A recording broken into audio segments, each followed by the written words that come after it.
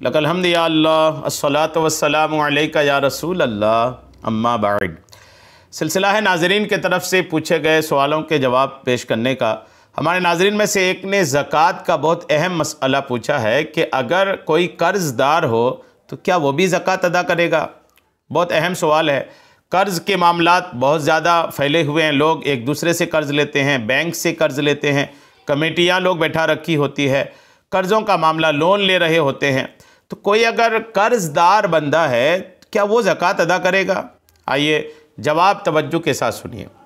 یاد رکھیے کہ آپ کے پاس جو مال ہے، جو بھی قرض دار ہے وہ توجہ سے سن لے۔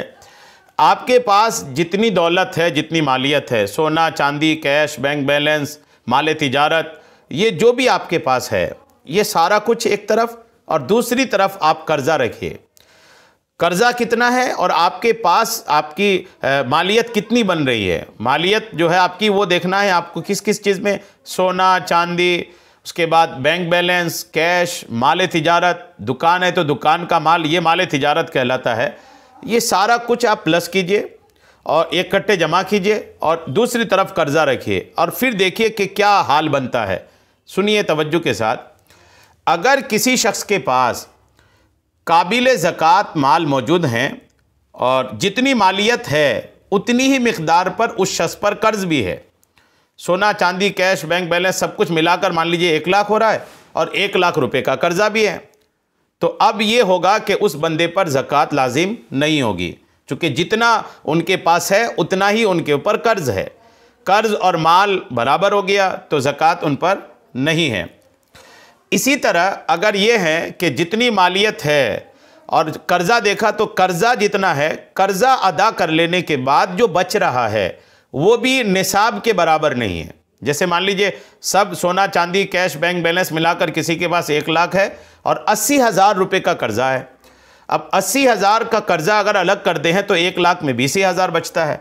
20,000 روپے سے 52.5 تولہ چاندی نہیں آئے گی، تو اب وہ 20,000 روپے بھی نصاب کے برابر نہیں ہے، تو اس 20,000 پر زکوٰۃ نہیں ہے۔ اب تیسری صورت بنتی ہے ایسی کہ مالیت جتنی ہے، مان لیجئے سونا چاندی کیش بینک بیلنس سب ملا کر کے ان کے پاس مال تجارت وغیرہ جو بھی زکوٰۃ ادا کرنے قابل مال ہیں سب ملا کر 5 لاکھ روپے ہیں، 5 لاکھ کے ہو جا رہے ہیں، اور ان پر قرضہ جو ہے وہ 1 لاکھ ہے۔ تو اب کیا ہوگا؟ اس 5 لاکھ میں سے 1 لاکھ کا قرضہ الگ کریں گے، باقی بچا 4 لاکھ، تو اس 4 لاکھ پر زکوٰۃ لازم ہوگی۔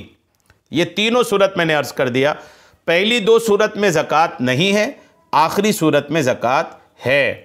بہت واضح اور آسان انداز میں نے آپ کو پیش کر دیا ہے۔ امید ہے بات آپ کو سمجھ میں آ گئی ہوگی۔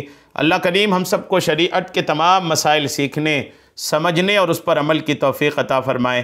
آمین بجاہ النبی الامین صلی اللہ تعالی علیہ وسلم۔